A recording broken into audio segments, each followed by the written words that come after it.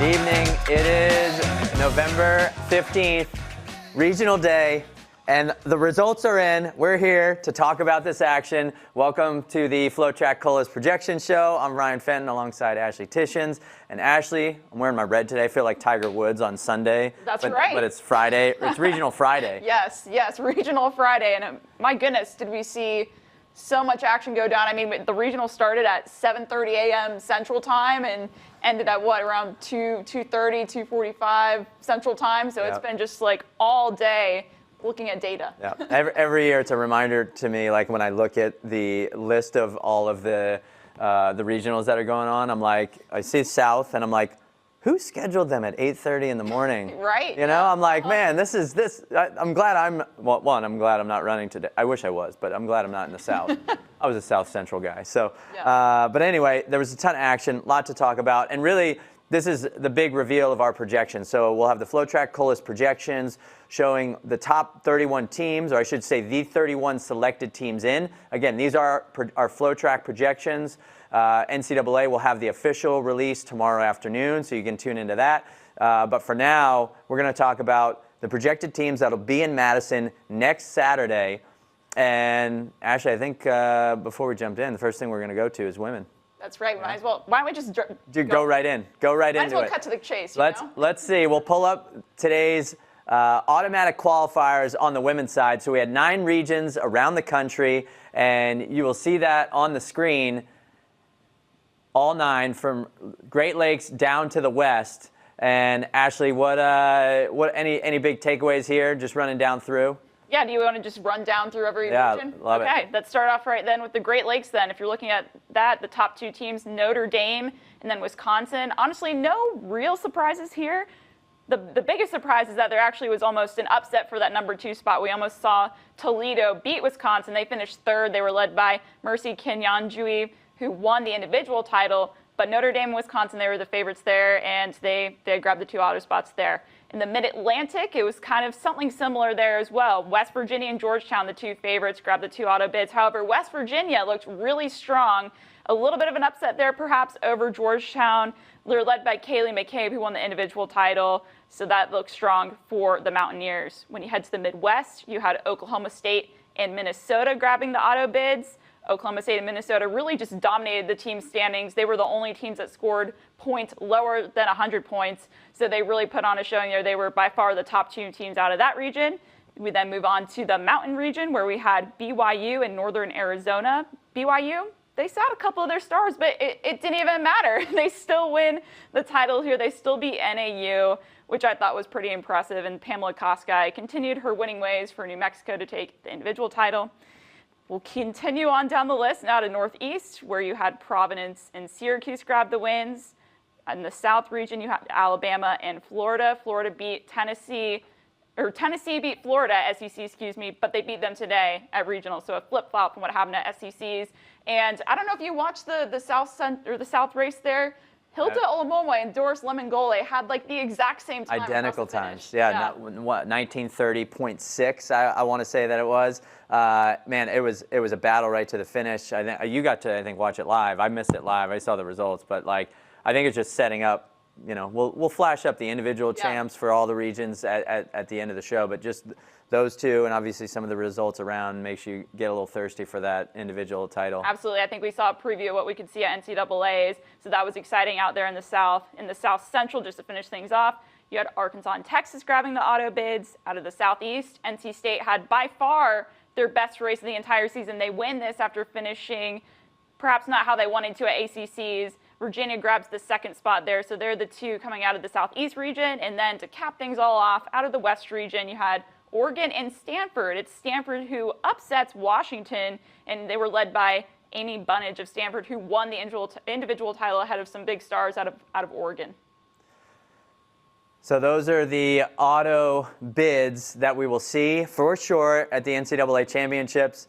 You know, one of the things that just out of the Southeast, you were running down through that, Furman, one of the teams that had a really great regular season, finished back in 8th. They were 24 ranked in the nation, was a conference champ 2 weeks ago, and now 8th in that region. I mean, without even seeing the projections yet on the screen, that's going to be really tough to overcome. I mean, goodness, based just how well they finish, I mean, you can kind of, see the writing on the wall. They're not going to make this selection or projections here, and it's just, that was by far, I think, the biggest surprise we saw of regionals on the women's side. At least for the most part, it was really status quo on the women's side, except for Furman just not having their day. Their coach actually, Coach Rita Gary, actually went.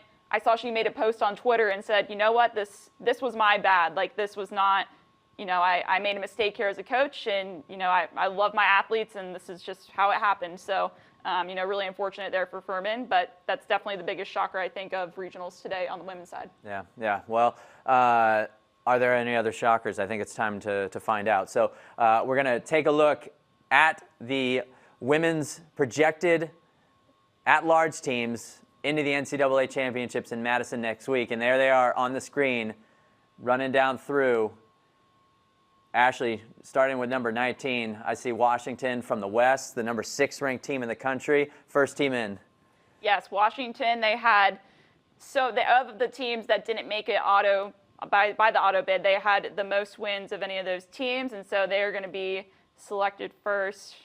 I'm also pulling up our own program here that we ran for Kolas so that we can go through all those wins. They had a whopping 19 wins here. And I think it shows. They beat so many teams at pre-nats. They beat so many teams at Netticombe. They performed pretty well at Big Ten. So obviously they're going to get that first nod here. So number 20 team in, New Mexico, next one on. And we will share that through. So New Mexico, again, a top 10 ranked team in the country, number 8 right now. Next one in. Number 21, Florida State, out of the South, finishing 3rd in that region behind Alabama and Florida. Number 22, Utah, out of the Mountain region. That's the 4th team in already from the Mountain. And then we just talked a little bit about the Southeast and Furman's misfortune, but we have on the 23rd spot, number 12 ranked North Carolina. Then we jump down, number 24, Penn State, the 19th ranked Nittany Lions are in. Number 25, Gonzaga out of the West. So that's four teams now out of the West out of these regions. And then it looks like on the number 26 spot, unranked, yes, BC. Unranked Boston College, but they performed well out of the Northeast. They had a good race there, and so they finished 3rd in the Northeast, and so they move in based on that. Yeah, we give a shout out to Pete Watson, former Austin resident here at University of Texas, now at BC for the last few years. Congrats to them for getting in. And then as we look down, number 27 ranked on the list, Toledo out of the Great Lakes. We got Michigan State also out of the Great Lakes at 28, 29, Tennessee out of the South. So that'll be the 3rd team out of the South there. And then the South getting a 4th team, unranked Lipscomb. And number 31, final team in, another team not ranked coming into this weekend, Harvard women out of the Northeast. So South, not typically, and I think I said 4, that's 5 teams out of the South. Not typically what you see coming out of the South. No, I was going to say, when's the last time we saw 5 teams come out of the South? I mean, I don't know. It's been a little bit of time. So that's the top 31 in there. So that was 19 to 31, the at-large teams that we are projecting to be in Madison.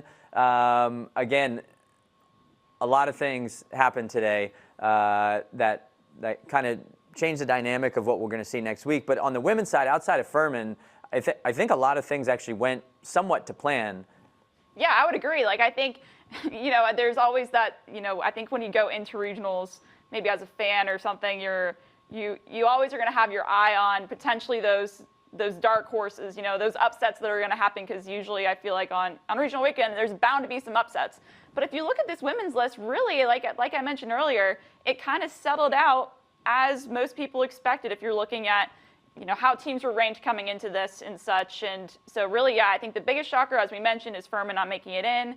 But overall, besides that, I think that's, for the most part, it's pretty even out. Yeah. And just looking at the women's teams who did not get in, looking at the FloTrack Hoka rankings, we have the Villanova women who are number 23 coming into this weekend, not at the meet.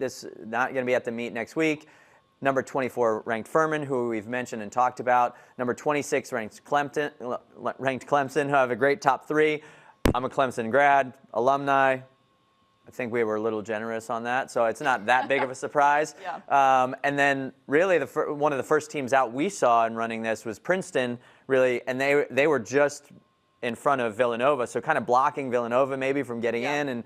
And so anyway, that's kind of how things have shaked out on the women's side. So with that said, it's time to take a look now at the men's. So we'll first start with the men's automatic qualifiers. The teams we know are guaranteed to be in Madison next weekend based on today's top 2 finishes at the regionals around the country.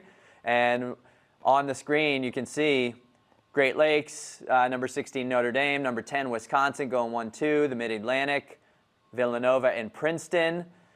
Midwest, number 2 Oklahoma State over number 3 Iowa State. We talked to Ed Eyestone a few weeks ago about that Big 12 top 3 with BYU, Oklahoma State, Iowa State. So there they go. Oklahoma State gets the best of them there. On the mountain side, BYU over New Mexico. Also, obviously, NAU in that region. So big win there for BYU. Northeast, you got Syracuse and Harvard. South, Bama and Ole Miss, not unranked Ole Miss. They're getting the number 2 spot. On the South Central, you got number 4 Arkansas men looking dominant. And the South Central's number 2, the unranked Tulane Green Wave. First time that this team will be at the NCAA Championship since 1998, Ashley. That's kudos to them. Yeah. I think they performed really well all season long. I know our team put out some projections of who we thought were going to make the auto bids, and I put Tulane. I was like, I think they're going to get that second spot there. They've looked strong all season, and they took down Texas, who was actually ranked in our rankings, and so Texas does not get that auto bid there.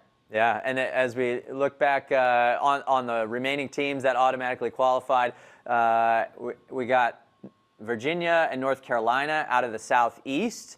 And big story there, Wake Forest men, they sit out Rocky Hansen after winning the ACCs. They're back in about 5th place, so we're going to have to see, is that going to be enough for them to get in? And then the last team on the West, or last 2 teams, I should say, on the West, number 21 ranked Washington having a big day, taking the win over Oregon, and then Stanford, who had a great showing out of the ACC, runner-up at the ACC just 2 weeks ago.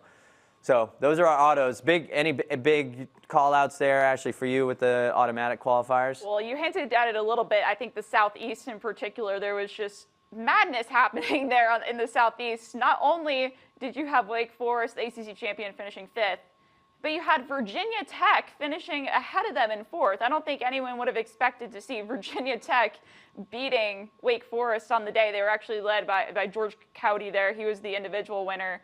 So kudos to Virginia Tech there. And then also you had Eastern Kentucky finishing 3rd. So a lot of things that didn't play out, I think, as we expected in the Southeast in particular. And then I think if you're looking at some of the other regions, you hinted at a little bit, the West was a little bit wild. I don't know if you were following the live results, but like when I tell you everyone was so packed together until literally like the final K, it was one of those situations where it's like these team stands, it's just going to be a matter of who has more kick and finishes just ahead of the other person in front of them, at the finish line. So I think because of that, that's where we saw a lot of movement throughout that race, and seeing Washington and Oregon getting those spots. Then also, too, on the mountain side as well, lots of movement there early on. BYU was really patient. So was NAU. NAU would get 3rd in that region. I mean, at times, I think Colorado was leading at one of the early marks, and then Texas Tech was. So, I mean, it was kind of all over the place throughout that race. Well, all over the place. So let's see what that means for the at-large qualifiers, and we'll take a look. 19 through 31, who is in? And here we go. Stanford out of the West, the first team in. And following up, not a surprise, in the number 20 spot, Northern Arizona men out of the mountain. Number 21, EKU out of the Southeast. They got that 3rd spot.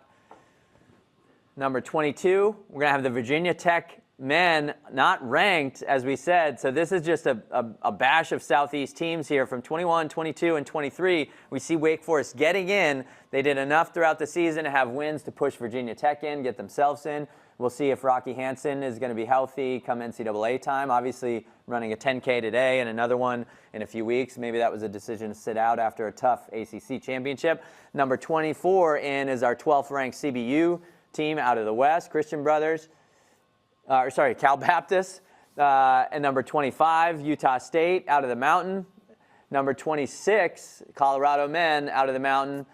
27, Wyoming, unranked, also out of the Mountain region. So Mountain has a number of teams in there. Trying to do the quick math, I think that's 6 teams in for the Mountain so far. On 28, we got Furman.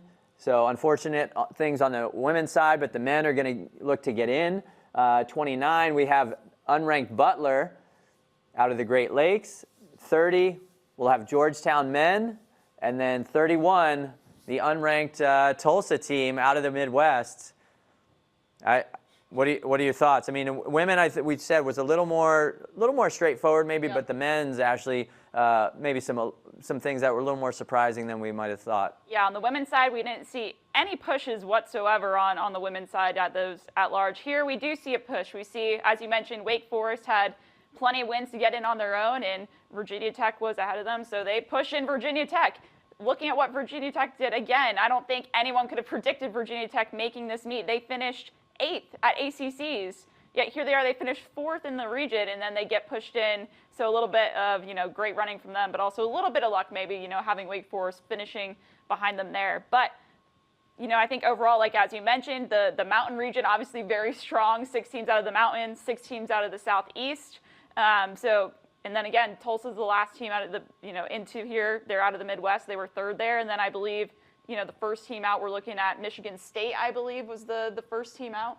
Yeah. First team out, Michigan State, through what we ran on our end. And then, other teams that are out, when you're thinking about this, we mentioned 3 teams on the women's side, ranked teams in the FloTrack rankings. On the men's side, a little bit deeper. We had number 17, Montana State, out. Number 20, Iona, out. Number 23, Texas Tech is out. Number 27, Portland is out. Number 29, Texas, and number 31, Michigan. So you saw that screen up there. None of them on that list. So some surprises maybe when you're looking at a Montana State that was ranked relatively high, had some wins throughout the season. But when you get back into that 27 through 31 spot, really that's kind of where the shakeups you'll see with those finals teams getting in. So I think the stage is set. In our mind, the stage is set. We'll see. We have our projected teams. Yeah. I guess we'll see if if we're right tomorrow once the NCAA actually releases the official, fields there for NCAAs. But those are our projections, and it's an interesting day of regional action. It is, yeah. If you're watching this on YouTube or Instagram or anywhere, you'll be able to see the full projections on the FloTrack website. We'll have them posted, and then again tomorrow we'll have the official NCAA list out and see how closely that's mirrored. Typically, relatively close. We've had a few years where maybe 1 or 2 things are off, but I think we feel pretty good today, so we'll see what comes out tomorrow. That said, NCAA's is now only a few days away, about 8 days away, so 2 10Ks for the men, 2 6Ks for the women in relatively short time. How will that impact what happens next week? The other big question is always in Madison, Wisconsin in November. What's the weather going to be? Have you looked at the early forecast? I haven't, no. Do you want me to tell you what the early forecast is? I would love it. It looks like it's going to be like low 30s, a little windy. There's a chance of the day before a little bit of wintry mix. Okay, a little flurries. So I think it's basically exactly what we expected when they decided we're going to host nationals at Wisconsin. So. I love it. That's why we love cross country, November time. Just 8 days away, we will see how this all shakes out. We will crown some national champions, both on the men's and women's side, team and individuals. With that said, we should give a shout to the individual winners from the regions today. We'll flash up those winners from all 9 regions on both the men's and the women's side. You can see Great Lakes, Mid-Atlantic, Midwest, Mountain, Northeast, South, South Central, Southeast, and West winners both on the men's and women's side. So men on the left, women on the right. And, you know, Ashley, some names on there. It's Karami Yego from Arkansas has been running really well, and his team. We didn't even mention, obviously, they went 1, 2, 3 today. Didn't run Yasim Abdallah, so they have a number of people that could have probably taken that South Central race. When we look back at that list, we mentioned that close battle on the South on the women's side. Liam Murphy, who's had some great showings from Villanova, see him out there. Great kick, great speed if he's in later stages of that race. Anyone else out there to call out that you're looking forward to up front at NCAA's? I mean, I think if you're looking at the women's side, we haven't talked about the women yet. Pamela Koska of New Mexico looks really strong again. You have Hilda Olamomoy of Florida, as we mentioned earlier, basically tied with Doris Lemon-Golay. Those two are going to be favorites to contend for nationals along with Pamela Koska. I was also really impressed by Grace Hartman. She won ACCs and now she wins regionals. She's been on a really strong streak now, and so we'll have to see if she can carry that on into nationals as well. But I think one of the bigger, maybe, I don't know if you'd say surprises, but I think Mercy Kinyanjui of Toledo, that's a big win for that program, and I think really helps them get into nationals. So that was great for Toledo there. And I think also too, Amy Bunnage of Stanford. I mean, she beat some really strong runners from Oregon and Washington. So I think that was also a big win there for her. Yeah, excited to see. I saw Solomon Kipchoge on that list. Yep. Texas Tech men did not get in, but No. we've been talking about the 59-minute half marathoner all season. So it takes the win there on the mountainside. We'll see what that translates to come nationals time in just a few days.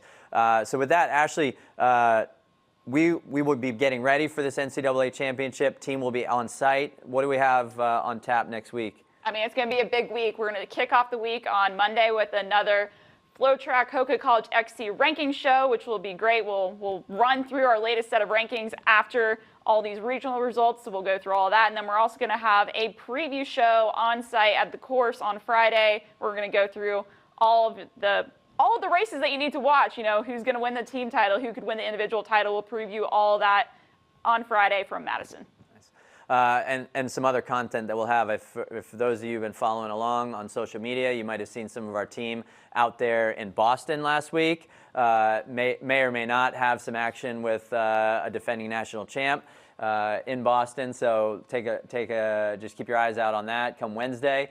And again, yeah, we'll be on site starting really Thursday. We get there. We'll be on site with content on Friday. If you're out there, please join us in the celebration and getting ready for this event. The previews, all those things. We'll be out there also with Hoka, an event Friday night at one of the local breweries, so stay tuned for that. You can come out, get an easy run in, get some swag, some beverages, and really get ready to celebrate a big day across country the following day. So with that, as Ashley said, we will see you on Monday for our FloTrack College XC rankings presented by Hoka. But with that, Kolas projection show is out, and we will see you in Madison.